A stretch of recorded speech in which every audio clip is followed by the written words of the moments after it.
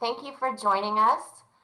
We're very excited to bring together these impressive voting rights and election experts to talk with you today, just 31 days before the general election. We have so much to talk about. My name is Amber Stinger, and I'm co-president along with Ellen Miller of the League of Women Voters of Johnson County. Many of you are well aware of our organization, but we are a nonpartisan grassroots organization started 6 months before women won the right to vote in 1920. Our mission then, as it remains today, is to engage and educate voters and to encourage active participation in our democracy. Next slide, please. Here's our plan for today.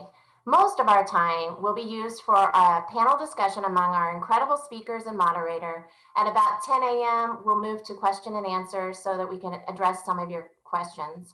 We'll end the event with some important organizational announcements and share opportunities for you to help us get out the vote in the next few weeks. Next slide, please. To help our event run smoothly, we want to go over just a few things. First, this meeting is being recorded and we plan to post it to our YouTube channel, hopefully today. Second, all of the attendees are muted.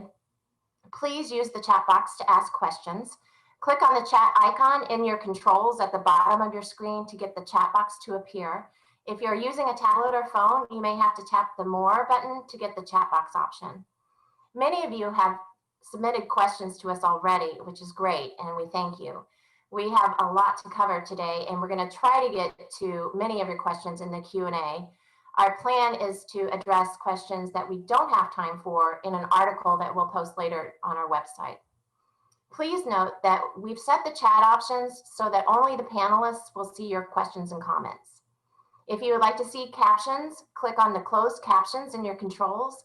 Depending on your device, it could be spelled out or it could show up as a CC icon. Now I'm delighted to introduce Janet Milkovich, our moderator today. You may remember Janet from our first virtual event in May when she did an outstanding job facilitating our legislative update. Janet recently retired after spending more than 20 years in the nonprofit sector advocating for often overlooked communities. Since she and her husband moved back to Kansas City about 3 years ago, she has become an active member of the community, cultivating relationships with others inside and outside of the league to bring change to local government policies. So Janet, I'm delighted to turn it over to you. Thank you, Amber. It's really been fun to work on this program with you, so thanks so much for that. Today, we have a trifecta of intelligent, accomplished leaders. It's a very busy season for each of them, so we're especially grateful that they made the time to be here. It's my pleasure to introduce, and we'll have our presenters on the screen, please. My pleasure to introduce Connie Schmidt. Connie is the election commissioner for Johnson County. She's an advocate for making voting convenient and safe. We can thank Connie for opening satellite voting locations and more recently for adding ballot boxes around the county. Thank you so much, Connie. Nadine is an attorney and an expert on constitutional law, and she is the executive director of the ACLU of Kansas. The ACLU exists to defend fundamental freedoms and civil liberties, such as voting. Thank you so much, Nadine, for being here. And I am looking for Jessica. Is Jessica coming on the screen?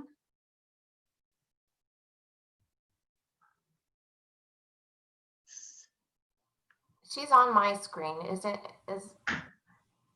I see her. Yeah, okay. Hi, Jessica. There you are. Jessica Jones Capparell is the Policy and Legislative Affairs Senior Manager for the League of Women Voters US. She develops and promotes the League's advocacy priorities through lobbying on Capitol Hill. So welcome to you all, and I want to explain to those that are on with us today that trifecta means 3 perfect, and that's how we feel about our speakers today, so thank you. Today, we are discussing voting protections and election security, what we're learning from COVID-19, and we've divided the topic into 3 different sections. Let's get started. So our first section 1 is lasting effects of COVID. What weaknesses and strengths have COVID revealed in our election system? And Connie, I'm going to ask you the first question. You've mentioned that you've learned a lot from the primary election and that COVID-19 has caused you to re-engineer processes. Can you tell us a little bit about that? Absolutely. What we learned when we looked at the statistics from the August primary is we had far more people choosing to vote in advance by mail and not as many wanting to vote in person in advance. And so that what that's meant, I always tell people, we kind of become the US Post Office here at the election office, because we are now processing over 100,000 applications for mail ballots, which we have never done that before. So that was something we weren't prepared for. We weren't internally in our office designed to do that. We are more of a county that has always voted in person. Once we started no excuse advance voting in Johnson County and open satellite sites for the extended early voting period, our voters always wanted to go and have that experience of voting in person. With the pandemic, the large percentage now are wanting to vote by mail, we kind of had to develop that as we went along in August. And so the good news is we had the August election to get that developed. And so we were ready to roll when everything began to gear up for the presidential. As of today, we have almost 130,000 mail ballots ready to send out on October the 14th. And we have more applications coming in on a daily basis. So we are definitely setting records this year. We're setting another one for the November. Great. And you said I read somewhere that you anticipate 90% of Johnson County residents are going to vote this time. Is that accurate? Well, what they took was my presentation from the Board of County Commissioners, which we talked to them about how we plan for election day. And that was a internal planning tool. We overestimate our voter turnout and underestimate our advance voters to determine how many people we think are going to show up at each polling place on election day. And that's a high projection on purpose so that we're prepared for anything on election day. Gotcha. Thank you. You're welcome. And Nadine, the ACLU has a voting protection hotline. What kinds of nonpartisan voting assistance do you provide? So first, good morning, everyone, and thank you so much for having me here. It's really great to be here with these panelists and with this group. So we have an election protection hotline. Actually, I'll put it in the chat. It's 866-OUR-VOTE. We also have options in Spanish, Chinese, Vietnamese, Korean, Bengali, Hindi, Urdu, and Tagalog, all administered by partner groups. So we really try to get a wide swath of representation to ensure that people do have an option to call if there is an issue. So these hotlines are resources for individuals to call and ask voting-related questions or report problems they encounter while attempting to vote. And we have trained volunteers who answer calls to the hotlines, and they provide assistance either by answering questions and working with the voter, or actually sometimes reaching out to election officials to resolve any problems. And then we log the calls in a database that we can then use to track trends, and then we can follow up. And then hopefully the idea is that it will help us to build the case for more convenient and voter-friendly election policies in Kansas. We also have our Let People Vote campaign. I'll put this also in the chat. It's aclu.org/voter. And that's for every state. So if you have friends and family in other states, let them know where to go. We have materials there. People know kind of what the state laws are, what the deadlines are, how to make that plan for voting. That's what we provide. Thank you. We are so fortunate to have Connie and her systems in Johnson County that we can sometimes forget the challenges in other counties, even around Kansas and in other states. So Jessica, according to the national website, the League is working to curb public expectations for immediate election results. That's been a real hot button issue in DC and elsewhere. And I was wondering, how are you framing this message so that people don't equate delayed results with election fraud? Yeah, good morning, everyone. Thanks for having me here. I'm excited to be here with this panel. I think, delayed election results is something that we're really just going to have to be patient. As Connie already mentioned, we are seeing record number of turnouts and record number of requests for mail-in voting, in not just in Johnson County, but in every county across the country. So we have to, voters really need to be patient and trust their election administrators and their elections officials, and know that, there are certain laws and there are certain rules about counting all of these massive amounts of ballots that we're going to have. And, it's not just for the presidential election, but also for our local elections as well. And so we really need to just trust our administrators that they're doing the right thing, and they have put tons and tons of time into making sure that we're all prepared. And just know that, there's an incredible amount of turnout. We need to make sure that we count every vote and we get the election results right. Great, thank you for that explanation. And Nadine, following up on what Jessica said, the ACLU has launched a podcast series called At the Polls. And one of the questions they're tackling is, what will election night and election month look like? Can you talk a little bit about that? Well, if I knew that, it would be a different situation. Yes, I mean, But if you know what it's going to look like. but there are a number of scenarios that we are contemplating. At the ACLU, we are fortunate to be part, much like the League, of a national ecosystem. And so we're always thinking several steps ahead and working together with affiliates and national to be prepared. And we're doing so all across the country. So we know a few things about this election, right? As Connie mentioned, COVID means that there could be it's a different situation now because of coronavirus, and we have these election officials who are working so hard to prepare really for the unexpected and the unanticipated. So we do know that there could be long lines due to a limited number of poll workers potentially in some places. We know that, as Connie mentioned, the unprecedented number of mail-in ballots that will be cast will also change the landscape and fabric of this election. And this in turn means that in-person results might not tell the whole story. So we might have an election night where we don't have a lot of answers depending on the situation. So when you mentioned election month, I think that's pretty wise. We do know that not every state has the benefit that Kansas has, that we have the ability to process ballots prior to election night, which then will aid in moving things along a little more quickly, but not every state has that advantage. So we'll be ready to address any scenario. Really, our focus is the democratic integrity of the election and ensuring that every vote be counted. Okay, thank you. And Connie, back to you. We had a question come in. I know your goal is to you have a tremendous goal, all the mail-in ballots tallied on election night. However, you can't start counting. Would you explain that whole process? Because somebody asked me, are you already counting them now, or what's the process?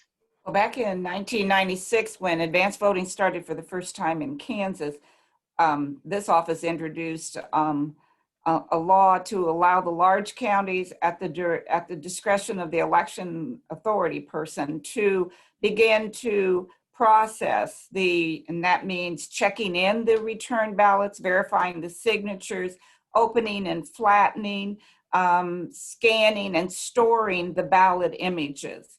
Because I knew then if we didn't have the ability to do that in Johnson County, it would be days before we were able to report results if we couldn't start until 7 a.m. election morning. And so that law has been in place since 1996.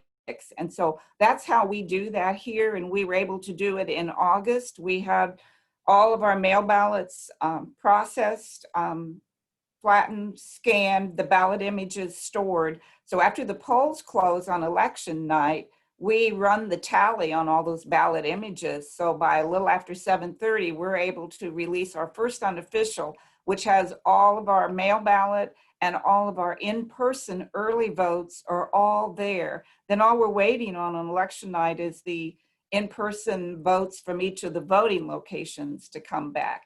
And so our goal this year is to work better on informing people on how to prevent becoming a provisional ballot voter, because those votes can't be process till after the canvas board meets.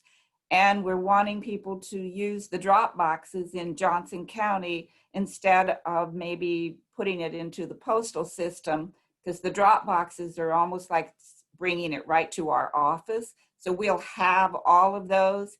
We had about 3,000 or 4,000 ballots we counted through the week after Election Day in August, because the post office delivered them through the week. So if we can get them in the drop boxes instead of through the postal system, our goal is to have 99% of our votes reported on election night. That's what the public, the media, the candidates are accustomed to doing. And I believe with those efforts, we can do that. Then it's only a very close race that we won't know the outcome until after the canvass. Okay, and to that point, would you talk about the safety net that's available for provisional ballots? You brought up provisional ballots. Right, the word provisional, often for voters, the media, and others that don't work in it all the time, they have a perception that that means a ballot's not going to be counted and they never want to vote a provisional ballot. My explanation to people, even in the poll worker training, is don't look at it that way. Look at it as a safety net. I worked in this office when we didn't have provisional voting, and that meant if your name wasn't in the book on election day, you didn't vote. And it could have been an error or something. So a provisional voter is basically, we catch that voter, we catch them in a safety net.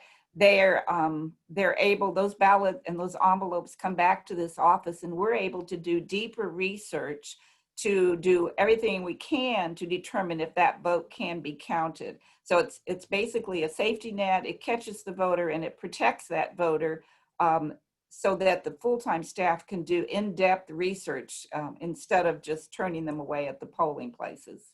And what about curing the vote? You had mentioned that to me at one point. Is that the process? People that know me know that each vote means so much to me. We have to count every vote, and I want every voter to come and participate in every election. And so if we have a ballot that gets returned that the ballot is not signed by the voter, we call the voter, we send them something in the mail, we do everything we can, we email them to get them to come in and get that ballot envelope signed. If we have people who've signed, husband and wife sometimes sign the wrong ballot envelope. They sign, the husband signs the wife's, wife signs the husband's. We call them. They have an opportunity to come in and cure that by signing the correct ballot envelope. IDs, if they didn't bring their ID to the polling place and we receive those back after Election Day, we have a full team of people that are doing absolutely nothing but calling people, attempting everything we can to get those ballots cured before we take them to the canvas. This question that just reminded me, it was suggested for one state that they vote by mail and then vote at the poll, which I know is a federal crime. Yeah, that's voting twice. Yes, that's called voting twice. That's Yes. right.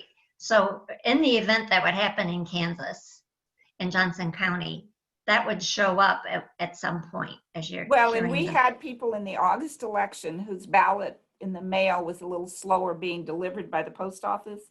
Mhm. And so we're kind of anticipating, that could happen again because we put our ballots out in the postal system. We rely on the postal system to deliver those mail ballots to the voters. And so we're asking the voters to be patient and wait for those ballots to come. We mail them on Wednesday, October the 16th, or the 14th, I'm sorry. And so it could be the following Monday before they get their ballot. What happened to us in August is we opened in-person early voting that following Saturday. This year, that's October the 17th. If they haven't gotten their mail ballot, they go and vote in person. If Mhm. they go and vote in person, that's a provisional ballot. Right. Because they've already been issued a ballot. In Okay. Kansas, you may only be issued one live ballot. Any future ballot has to be a provisional ballot. So your advice to all of us is be patient. Be patient. If you don't get it the day after they've been sent out, Yes. Wait a little bit. But Yes. your other message was you want every vote to count. So you Yes. are finding ways to work with people. Yes. We're going to be releasing a lot of little things on Twitter, Facebook to help people avoid becoming a provisional voter. And there's a lot of things such as updating your address, checking your voter registration status before the close of registration on October 13.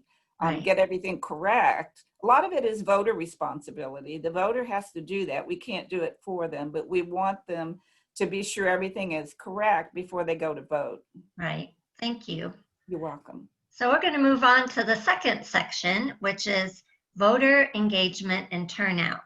And here I want to talk a little bit about the vision of the League of Women Voters. Our vision is a democracy where every person has the desire, the right, the knowledge, and the confidence to participate. On the League's national website, Jessica, I found a quote I really like. "We are all equal at the ballot box, but only if we vote," which is just kind of common sense there, isn't it? So to all of you, I want to ask this question. I've heard people say that they don't like either candidate. So they think they may not vote this year. They don't like either presidential candidate, and they may not vote this year. How do we collectively, how do the League members, how do all of us engage more voters in spite of their apathy? And that's open to anybody who'd like to tackle it. Well, I'll go first. I think every vote and voting in every election is it's your right. It's the most precious right that each of us has to do. It's also your choice. So if a voter chooses not to vote in a race because they don't want to, that's the voter's choice. But we still encourage you to come and vote. There's a lot of things on the ballot. There's a lot of races locally and statewide and nationally on the ballot. It's your choice. It's your ballot. Vote your conscience, but always vote in every election. Yeah. And Jessica, I see you nodding.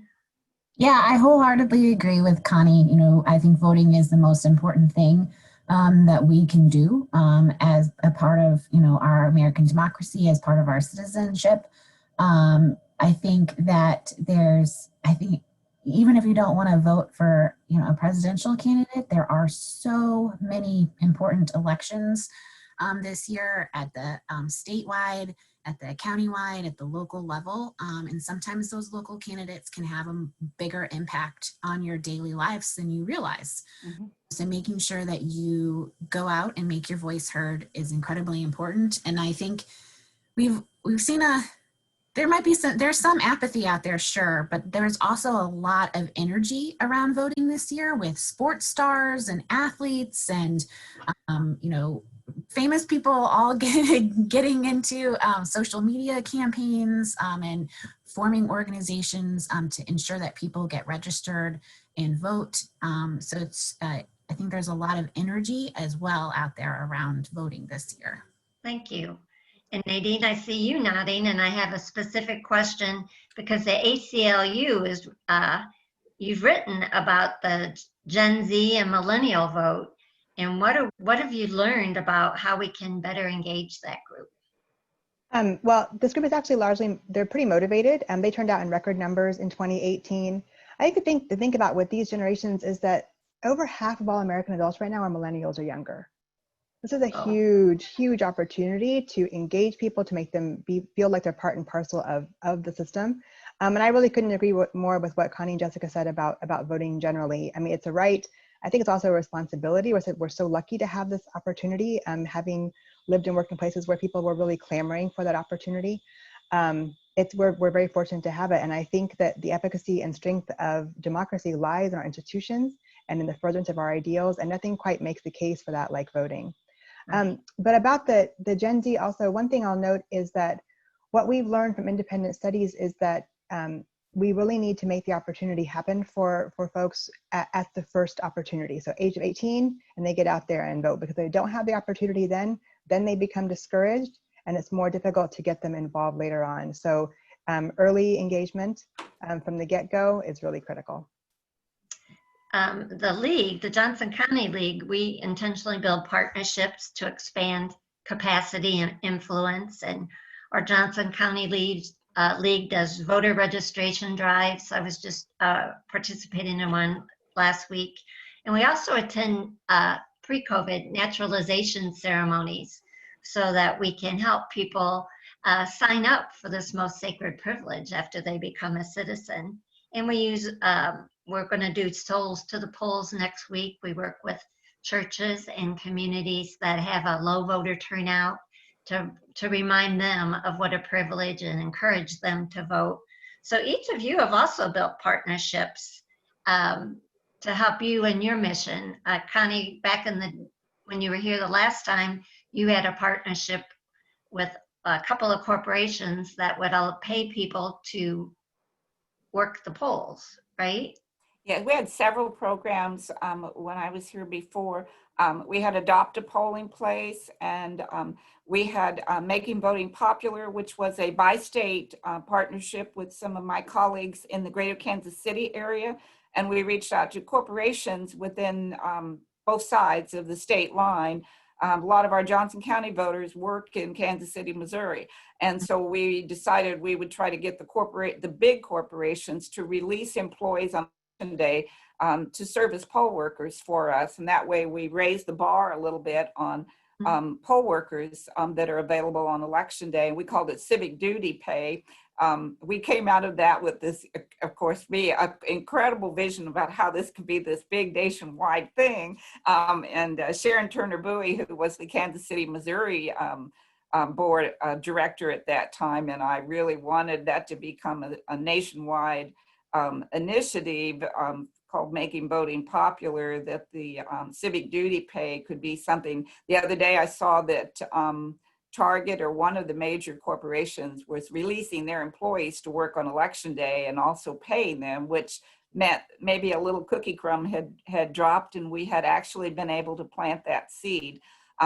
That, and then I'll also talk briefly about, we had a wonderful partnership with members of the League of Women Voters, and we did the Promote the Vote, where the young grade school kids made vote signs and celebrate election day signs, nonpartisan, and they placed them in their front yard with their parents on election morning. And the idea was to plant a seed with the young kids that election day is a special day, a day of celebration, and to put the vote signs in their front yards. That's wonderful. And I know, Nadine, you had mentioned, I think Foot Locker does something similar. And any other partnerships, Jessica, that you've been involved with? Yeah, the League nationally has been involved with a lot of partnerships this year, especially with Target, Seventh Generation, to promote Vote 411, which is our national voter education website. It's your one-stop shop for all of your election information. And so we've done a lot of promotion, not only with those companies to promote it to their employees, but to also promote it to the public. You know, and as we continue to think past the election. I know it's hard right now in the next, however, 30 some odd days that we have left. You know, we also think about who we can work with on our advocacy priorities. You know, redistricting is going to be happening in legislatures all across the country next year. So trying to think outside the box and think about maybe some non-traditional partners that we can work with to really help make sure that communities are fairly mapped all across the country.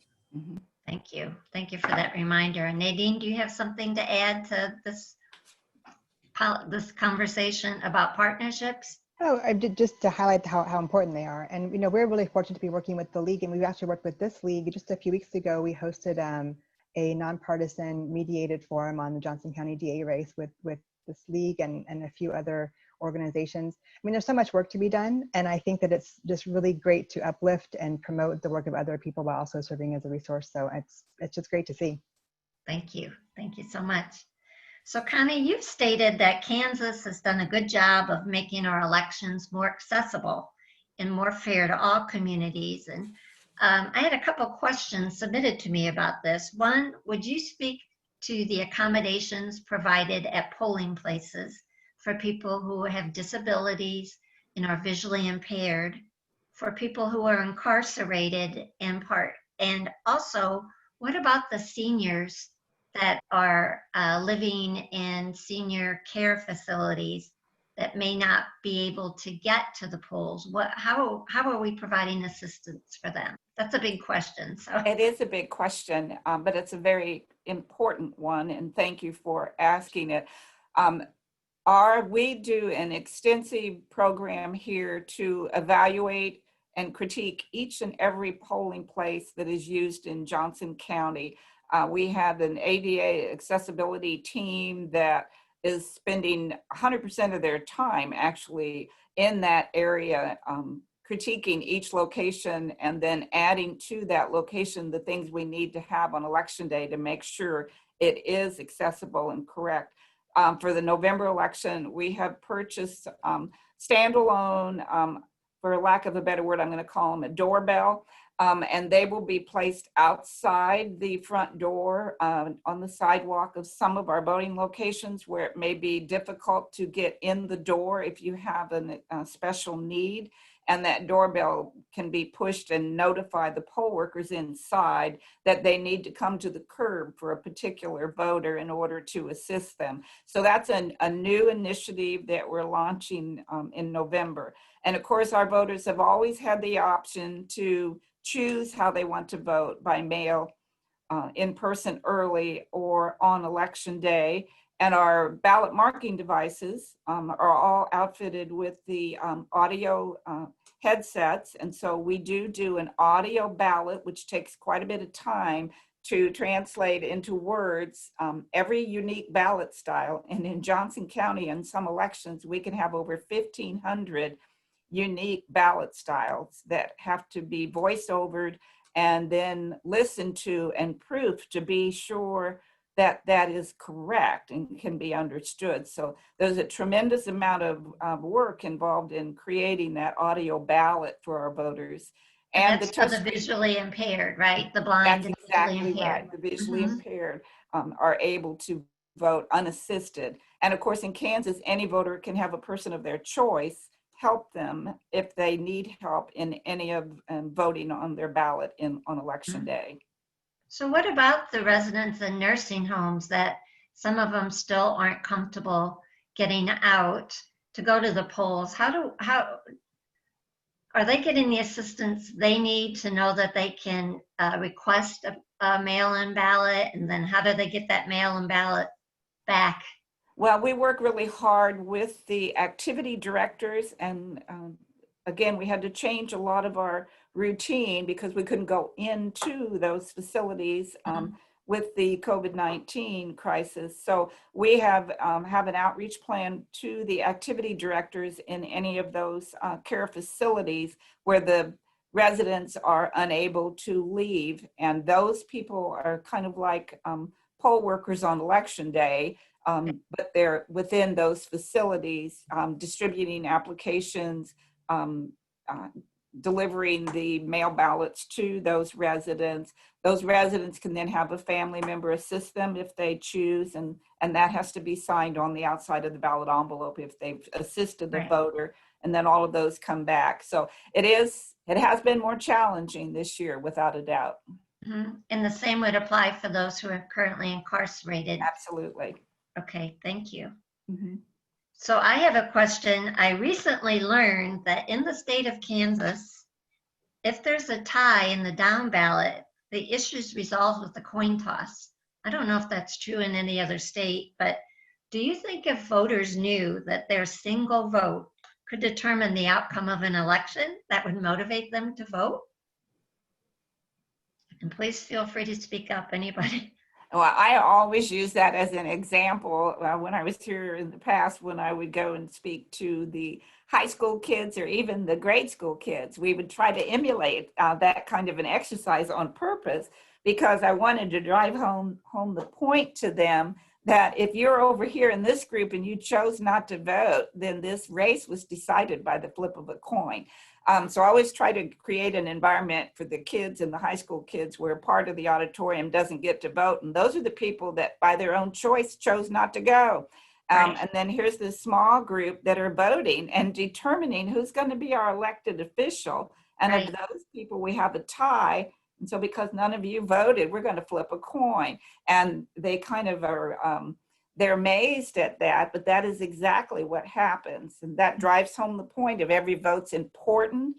And it's so important for everybody to vote in every election. Each vote is important and is counted.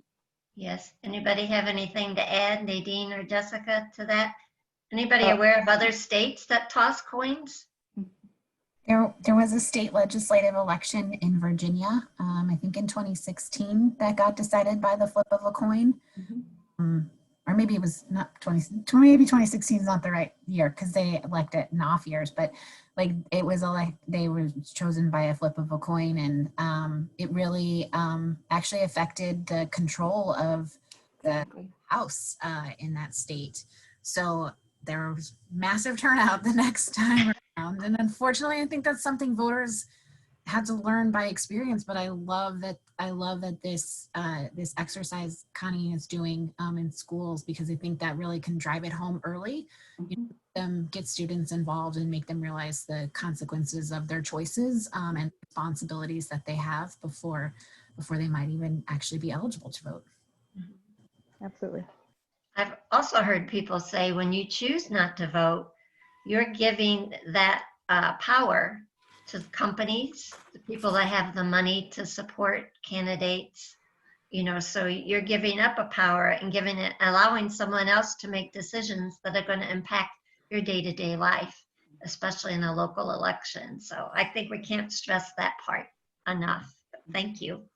So we're going to move on to our third section of the program, and it's called election reforms.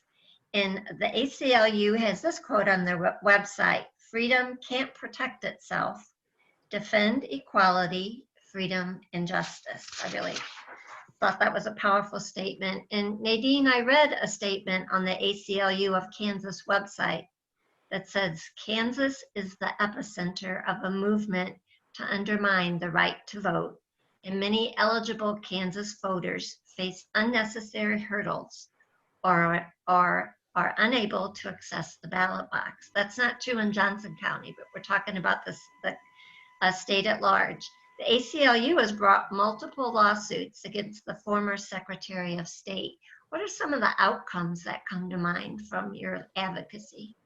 So we've seen several positive outcomes, actually. With the previous Secretary of State in particular, there was an effort to tie the sphere of voter fraud to really restrictive and, I would say, disenfranchising rules and regulations that came into place. And so we saw, for example, with cross-check, this was a system that was championed by Secretary Kobach, and it was supposed to prevent voters from registering in 2 different states.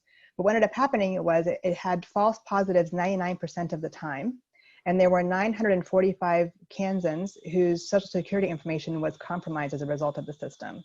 So we were able to reach a settlement actually with Secretary Schwab's office that included an acknowledgement of error and a requirement that the system be upgraded with ample security features before being redeployed. So that was one success.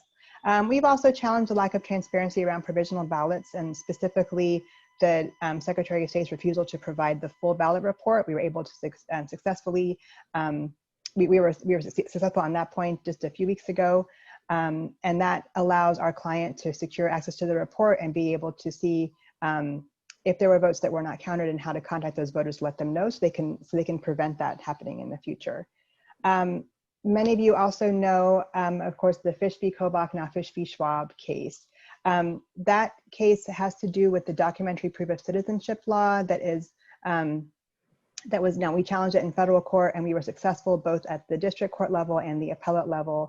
And now it is going up for appeal. And that case actually was, again, it was stated as an attempt to prevent voter fraud. It was, we don't want undocumented individuals voting. What ended up happening is that through the data, we found that of the 1.8 million votes cast in Kansas in an 18-year period, 11 were by individuals who were not authorized to vote. And actually, if you've heard of Dale Ho, who's the lead of the Voting Rights Project, in his oral argument, he said, that's like killing a gnat with a bazooka. We don't need to make that kind of change in order to prevent fraud. Because of course, nobody wants voter fraud. Right. But nevertheless, we are now facing That's now gone up to the Supreme Court for a petition for certiorari, so for review, and we're waiting to see what will happen there. So. Wow. And Jessica, are you aware of any suits that the league is pursuing as far as undermining the right to vote? There are so many that I can't even count them. So we work with partners like the ACLU, like the Lawyers Committee, all across the country to really fight on behalf of voters. And we have a lot of cases that are related to mail-in ballots and absentee and signature verification right now that are, feels like every day we get a new decision. We've also just filed a lawsuit against the governor of Texas, who's trying to prevent ballot boxes and other people from casting their ballots. So it feels like every day there's a new piece of litigation that we file on behalf of voters all across the country. I wondered about, like, for Texas, since the governor said there can only be one ballot box per county. If you file a lawsuit now, can you possibly have a result by November 2nd? Well, I believe we can. Okay, I just wondered what the timeline for things like that was. So, yeah. Okay, good. Well, I have another question for you, Jessica, about the United States Postal Service. There's been I think recent changes made have garnered fear about the use of mail-in ballots. And Connie's on the ball, and she got all of these ballot boxes distributed through Johnson County. Other places aren't so fortunate.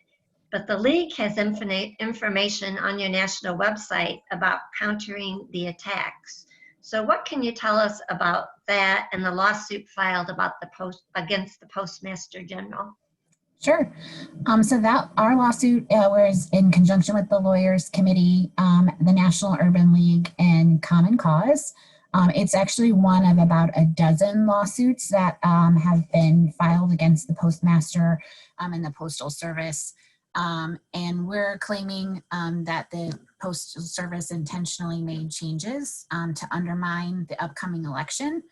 And requesting that the court weigh in on whether the U.S. Constitution was violated. And then, of course, want to make sure that no additional changes can be made before the election so that we can make sure that the Postal Service is there to help us with all of these mail-in ballots. And I know that, like I said, there's about a dozen different lawsuits around the country. Ours is just one of them. It's still in process, but there have been some other decisions that have, and other courts that have moved forward. So, unfortunately, I think that the Postal Service's decisions or the things that the Postmaster General has tried to implement has already hurt public confidence in the system. We know that our election administrators like Connie are doing everything that they possibly can to make sure that ballots get out with enough time for voters to return them. And we're encouraging every voter to make sure that they have a plan. Make sure that if you're going to vote by mail, return it with plenty of time, or drop it off in a ballot box if that's available to you. If vote by mail is not an option for you, make sure that you go and you vote early, and you have a good plan to vote on election day to avoid long lines. Yeah, thank you. And Nadine, the ACLU also filed suit with the Postmaster and the Post Office. And is it possible to resolve this issue before election day? Well, as Jessica said, we might have a decision. We can get an emergency injunction, for example. But I actually will echo what Jessica says, which is that we are encouraging folks to have a plan. Have a plan for mail-in voting, have a plan for advanced voting. And as you noted, we have drop boxes all around Kansas. They're being distributed across the state. So we have an opportunity here to use the drop boxes. We have an opportunity to vote in person in many places. We have early voting in many places. And voters may also drop off their ballots at the polling place without standing in line. And so we're really encouraging folks. Yes, it's important for us to right the system, to correct what's wrong here, but it's important for each individual to have a plan to vote and carry out that plan as best they can, because that's how we're going to be successful here on election day. Thank you. Well, there's been a lot of talk about election fraud and sending citizens and militia to the polls as poll watchers. So I got a question about that today. So how does JOCO protect citizens from harassment at the poll? Well, we're not the police at the polling locations, but we do train our supervising judges to what electioneering means within the 250 feet radius of a polling place. The only people allowed inside of a voting location on election day are three categories. That's the voters, the poll workers, and a poll watcher who has been designated officially by a candidate on a form that has to be submitted to the poll workers in each voting location. And then there are statutory requirements that a poll worker in a voting location has to follow. They have to stay a certain number of feet away from the check-in table, away from the voting area, and anyone else can't be in the polling location just being there. And the same thing within 250 feet of the voting location, there can be no campaigning or handing out literature to voters to vote for me type of thing, activity within that area. So we always work with the local police departments prior to election day in all of our cities. We tell them where the polling locations are going to be, and we will really hone in on this even more for the presidential because of the number of voters, could be traffic jams, there could be any number of things. So we always tell our supervising judges, if they really are concerned and feel a threat of some sort, 911 is their first call, and then they need to call our office, and we'll do everything we can to support them. But we are not the police, and I always tell the supervising judges that we don't want them to be put in some kind of a legal situation. They are to call us or to call the local police department. I was a poll watcher at the last election, and the person who designated me for that position had to fill out an affidavit and sign. But the main thing is, the biggest challenge for me is I wasn't allowed to talk. So I would show up at the poll and I would just observe. I'd get out of people's way and I would listen and I would observe. So on national TV recently, they talked about with indignation that people were turned away from polls, citizens that wanted to watch what was going on. So essentially that's not permitted. Is that illegal? Yeah, there's only three types of people: voters, poll workers, and designated poll watchers, poll agents that are designated as you just described with a form by a candidate that's name is on the ballot. So essentially it's illegal. So yes. the poll judges were perfectly within their right to not accept, allow all of these people to come into the polling place. Absolutely. They would call us or the local police. Okay. Can I just Of course. in addition to all the work that our administrators are doing, voters can also reach out to that 866 Our Vote election protection hotline. If they feel that the voters are being intimidated, to that national hotline as well and report it. And those election experts can also help as well. And that's a really great resource for all voters. So do you think overall that people are feeling anxious about what they're going to encounter at the polls? And how do we message this to them that you're going to be okay? My message to them when they call our office is, did you see that on the television? If so, why don't you not watch that for a while? Our phone call every morning, I can tell the front office what to expect. Okay. And so the recent phone calls are, they're worried, the poll workers are worried that there's going to be some kind of a situation as you just described. There's going to be people outside that are creating a ruckus. There's going to be all of this. And I've listened to the lady that calls and schedules the poll workers speak to them over the phone. And she has a very calming voice. And it's so cute because she's telling them, oh, I don't think that kind of thing ever happens in Johnson County. I think you're going to be just fine. And she has a very reassuring voice. And but the voters react to the news, what they're hearing. We had an onslaught of voters who wanted to cancel their mail ballot application after we'd already received it and requested the ballot because they heard on the news that that wasn't going to be a good way to vote. And so we had to their fears and turn it around for them and tell them to rest assured the drop boxes are going to be strategically placed all over Johnson County. That's taking your ballot, your mail ballot, right to us. Don't give it to the post office, bring it to us. And that seems to have, those phone calls have kind of gone away now. But yeah, people react to what they hear on the news. And the ballot boxes have cameras, security cameras. Yes, on them, 24/7. right? So we talked about, these are some questions that have been submitted. We've talked about protections that'll be in place in case of disruption. Excuse me. We talked about how to include citizens that are in long-term care facilities. And what can be done if the U.S. Justice Department takes steps to prevent mail-in ballots from being counted, assuming these ballots have been submitted in accordance to state law? Well, our mail ballots, I don't think that will happen in Kansas. That's the Pollyanna in me.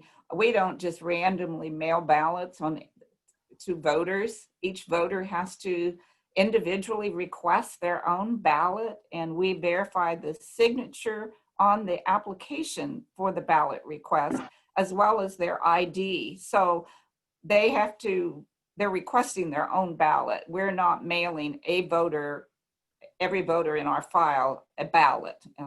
Each ballot is going out according to the request of the voter and being returned. So I don't think some of those rumors that we've heard would apply to Kansas, because we're not an all mail ballot state, or we haven't like changed our rules and decided we're going to mail everybody in the file a ballot. We're still operating the same way we have for the last 25 years. But in the states that have done mail ballots for everyone, there's been very little documented reports of fraud. Is that correct, Nadine and Yes, Jessica? that is correct. For several states, Washington, Oregon, Colorado. So it's part of their regular election procedure, and it's not been a problem. I have a question. What can be done if a state legislature decides there is fraud in the voting process and chooses electors for the Electoral College that don't represent the outcome of the election in that state? So I can take this one. You know, we've, as I mentioned, we are looking at every possible scenario. This would raise a number of issues with respect to federal law and constitutional protections. So the state legislature has authority from Congress to determine that for appointing electors, it needs to be done at a certain time. That is by the Tuesday after the first Monday in November, here November 3rd. So any kind of attempt by the legislature to substitute its preferred electors for those who were already chosen would not fly under federal law. And it also would raise a number of constitutional concerns, particularly with respect to due process, because that protects citizens' reasonable reliance on the expectation that they will be able to meaningfully exercise that fundamental right to vote. So I think we would see a significant number of challenges if that scenario were to take place. Okay, thank you. How do all of you feel about same-day registration for voting? I think the league has tackled that issue. I think the ACLU has tackled that issue.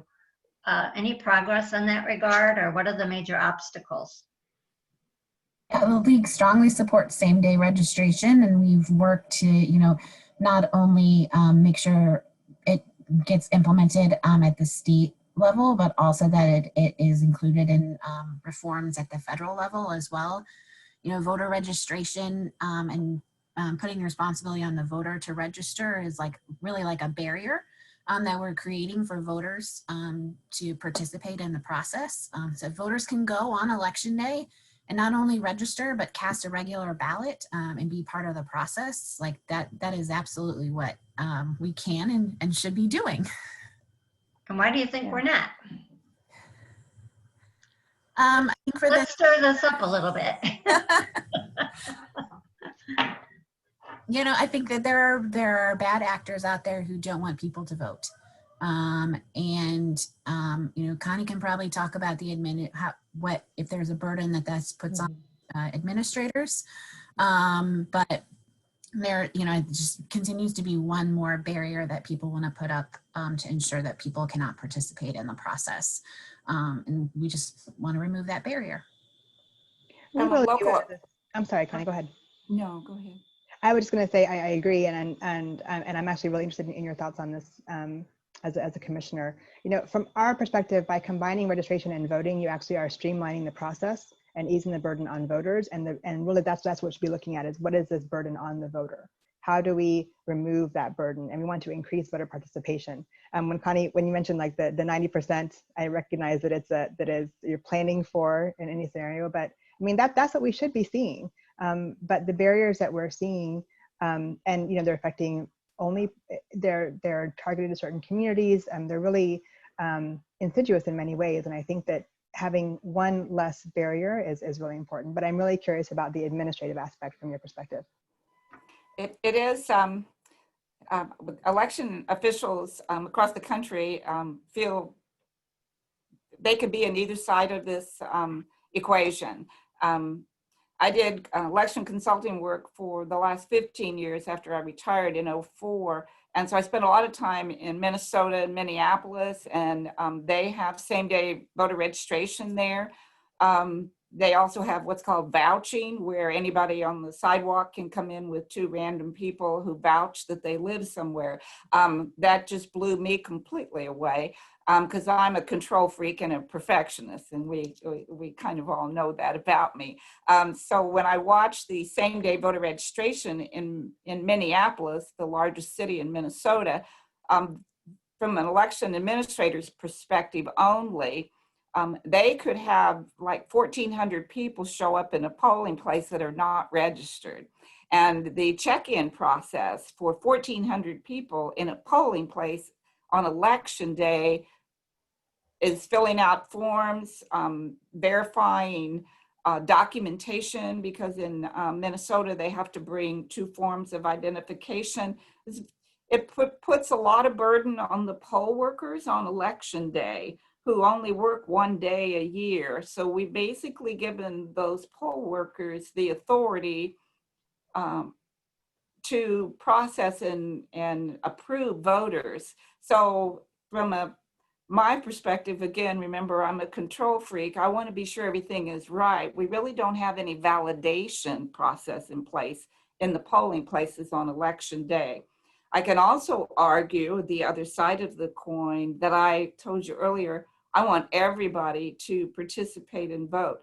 I also know administratively what this process is. We have probably 8,000 voter registration applications that haven't been processed yet in our office. So human nature is people wait till the last minute to do things, and we only have a certain amount of staff here and a certain amount of people that have access to log on to the state system to do this work. That's why we're working weekends now and long hours to get that work done. That's the behind the scenes issues on voter registration. But we have very few voters that go to vote on election day in Johnson County that their vote is not counted because they weren't registered to vote. So that's kind of my barometer. How many people's ballot was not counted from the provisionals that were not registered to vote, that came to vote? Voter registration is pretty wide open. People can do it in a number of ways. I'll date myself. I go back to where they had to go to certain places in person and register to vote before the National Voter Registration Act came into play. So there's been a lot of changes in law that has really made voter registration very user-friendly to the voters. One of the things that are problems for us are electronic signatures on voter registration applications. That's not a signature that can be used very well for signature verification for return mail ballots. because the signatures don't match. So there's a lot of things behind the scenes that play into these discussions. Jessica, Nadine, any comment to that? It's one of those things we all desire, but thank you, Connie, for reminding us of the realities of doing that and it being legitimate. I was happy when I moved to Kansas that I could sign up when I got my driver's license to register to vote. So I thought that was made pretty easily too. So I have a question here. Are you allowed, Connie, to explain how ballots are securely transferred from the ballot boxes to the election office? Absolutely. We're going to send bipartisan teams with ballot security vests on. They'll be wearing vests to identify who they are with name tags. And we will have each ballot can sealed and with the seal number on the seal, and they will verify the seal. There'll be a checklist for each day for each ballot drop box. When they retrieve the ballots, they will put them into a container and seal that with a seal number. They will transport those ballot containers back to the election office, and the receiving team here will do exactly what we do when the mail comes in. We receive it, confirm the seal numbers are still in place and match, break the seals, count the ballots, and then take the voted ballots in their envelopes into our secured room here at the election office, which I call a vault. It's kind of like where we put the money, and I tell everyone here, each ballot is a dollar bill, and we count them and we balance them on a daily basis. Wow, good explanation. There's a question, how many mail-in ballots were rejected in past elections due to missing or mismatched signature? I don't have those numbers right in front of me, but I can tell you it was fewer than probably 300. We had a few that the signatures were, we could not get signatures on them, or they signed the wrong ballot envelopes and they didn't respond to our request to come and cure the ballot. But we keep logs on how many times we've contacted each voter and by what method. Everything we do, we try to prove that we did to the very best of our ability. Okay, thank you. And you also talked about how you had teams set aside to call people if there was questions about signatures. Yes. And Jessica, you kind of talked about this, that for voter apathy, or if people don't like the candidates for president, why you encourage them to go ahead and go vote. And this is a question, if someone leaves the checkbox for president blank, but they vote for everything else, does the blank disqualify the whole ballot? I don't believe so. No, you don't have, I don't even want to say this, but you don't have to vote for every office, right? But you should make your voice heard, but it shouldn't disqualify the entire ballot. Okay, thank you. And a question came up, do we have concerns about hacking our election systems? I don't, because we're not connected to anything. And I always, and again, remember, I'm a control freak and I'm not a gambler. So we don't connect anything. There's nothing connected at any of our polling places. And I always tell everyone, we bring it home in Johnson County by Pony Express. Basically, the USBs are put into clear sealed bags and they're hand-driven back to the election office by two people in sealed containers and matched here, and then they're uploaded in the secured room here where everything is just plugged into electricity. So nothing is connected to anything. And another point, we never allow a vendor in that room, and I've been this way when I was here before, and I still stand strong on that. We program our own elections, and no vendors are allowed in our election room. So there, right? What about, there's been some talk about, let me just lost my question here, of voters being purged from the rolls if they skip a couple of elections. I think there's been some reports of that happening in some states. Does, Jessica or Nadine, are you aware of anything that's going on? Or around the country. Is that a valid concern for this voter asking the question? There definitely are rules regarding purging of voters if people do not participate for a certain number of elections. We have definitely tried to fight that around the country in different places, just saying that it does, it really ends up disenfranchising people, particularly because the way the system is set up, there's so much attention paid to what happens every 4 years as opposed to what's happening in the off years. So it remains a concern, and we've seen it happen in a number of different places. So we're always being vigilant about it, on the lookout. Mm-hmm. And then Connie, has that been an issue in the state of Kansas, people getting purged? We've always followed the National Voter Registration Act requirements here. We actually do a mailing every year to every registered voter on our file. And those that come back undeliverable, those voters are flagged, and we send a confirmation mailing. If the mailing that comes back says they moved within Johnson County, the law says move them to the new address and send them a confirmation mailing. So we follow all those rules. What we find here in Johnson County is our voters don't, it feels like our voters don't stay in any one place for very long. And so we follow them around through the postal system is really our barometer for where our voters are living. So we have a full file of registered voters of almost 440,000, but we probably have a tenth of those voters that are in the inactive status. In other words, we know that they no longer live here because they have a return mailing that says they live somewhere else. But because of the National Voter Registration Act, we cannot remove their name unless they contact us or we get a notice from another state. So what that results is inflated voter registration numbers, which I've always said drives down our voter turnout percentage. It looks like we only have a 70% voter turnout because we're calculating that based on an inflated voter registration list.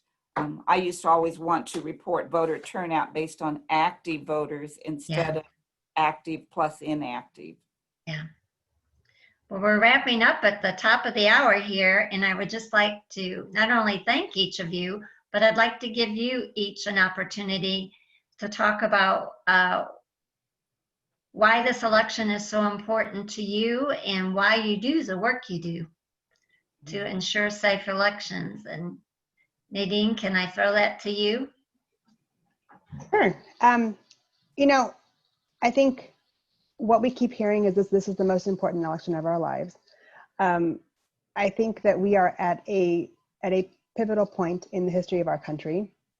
But I also think it's really important, to Jessica's point earlier, that we not only think about the broader implications of the presidential election, but also the fact that our local, our county, our state elections are also critically important, because those are what happen, those are what affect us day to day and in our lives. It affects how much you pay in taxes. It affects, I mean, all these different aspects of our lives. In terms of why I do the work that I do, you know, I was very fortunate to represent the U.S. government abroad as a diplomat for several years.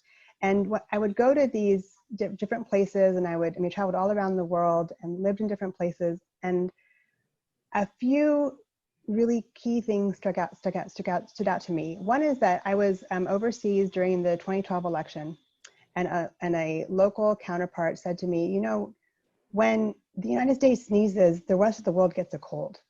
We are truly connected in so many ways.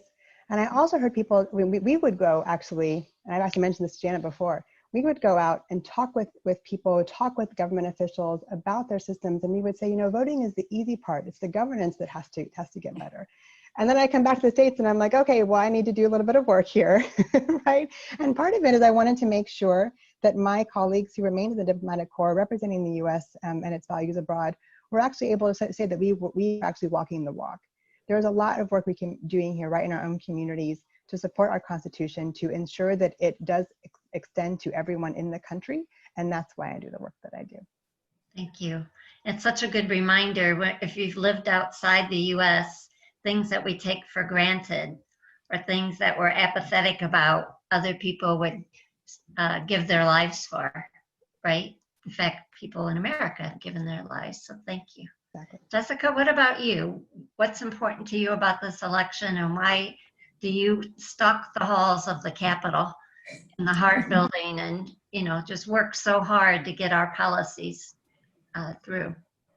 Well, I agree with Nadine. I think, we've been hearing that this is one of the most important elections of our lifetime, if not the most important election. I really believe, I think at the root, and maybe this sounds really naive, especially in light of all the things going on, but I really just believe in our democracy. And I really believe that people have really amazing rights, responsibilities here in this country. And that's why I think that this election is so important. And that's why I continue to fight for reforms for voters, stand up for working families, and then really just work to ensure that everyone has the opportunity to participate. Before I came to the League, and I love working for the League, I worked on candidate campaigns across the country, and really tried to connect folks and make sure they were registered to vote and that they had a reason to go out and vote.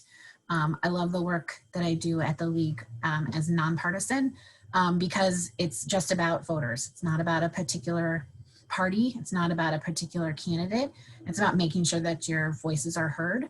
And I get to do that and fight to make sure that the voters have a voice in the halls of Congress and then at the polling booth as well. So it's really Thank you. I really wanted to wrap this up on a positive note, and thank you. You're encouraging all of us. Yeah. Connie, what about you?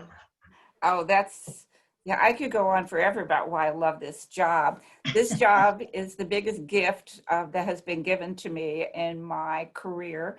And that started with Secretary Thornburg when he appointed me in 1995. We implemented so many new federal laws that impacted everything about voting across the country in that decade. And then to have the gift to be back here through this 2020 election, it truly is a gift to me to be back in this building and lead the people here, the hardworking team here in this office, and to serve all the voters in Johnson County. I always tell young people, anytime I have an opportunity to be around them, and I'm going to be on a podcast, I think, with Wichita State University on talking to some young students that are interested in election administration. I can go there in a heartbeat. I always tell them, if you really love politics, but you don't want to be a politician, this is the job, because this is the hub. This is where it all happens. This is the connection where it all comes together here. We serve the candidates, we serve the media, we serve the voters, we serve everyone here, and our goal is we want everybody to come and vote. And I want to impact young students at the grade school level through junior high to make them be encouraged about when they turn 18, that's their opportunity to vote. And then it's our goal, I tell the people internally, each voting experience must be a good experience or the voter will not come back. That's their one touch with democracy. Yeah. And it has to be a very good experience. So that's our goal. We want to make it the best experience. We want the voters to be served courteously, and we want to be very transparent and show everyone exactly what we do internally, open our doors, let people take a look in so that there's nothing that people are concerned about on how we count the votes here in Johnson County. Thank you. Thank you all so very much. I'm sure there's applause going on all over the county here.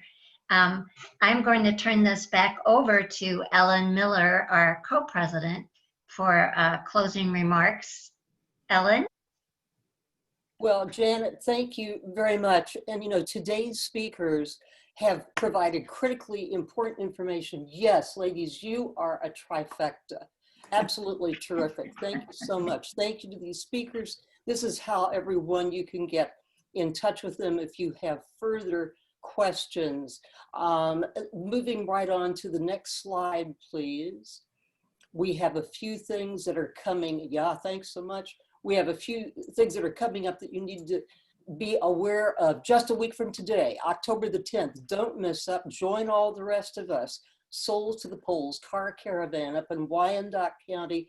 Let's see if we can break that record of 70 cars and 100 plus people. And how to sign up, you see it right there on the website. And then finally, if you would move to, I think we have one more. Yes, we sure do. A couple of things that are coming up. In closing, this Saturday program, that's what you're looking at, Building Resilience. It's our region's climate action plan. What are our local elected officials doing? How are our communities fighting climate change? Tune in, don't miss it. And secondly, please do fill out the survey form on this particular meeting. Check your email. Everyone, thank you so much. See you on November 7th. Have a nice day.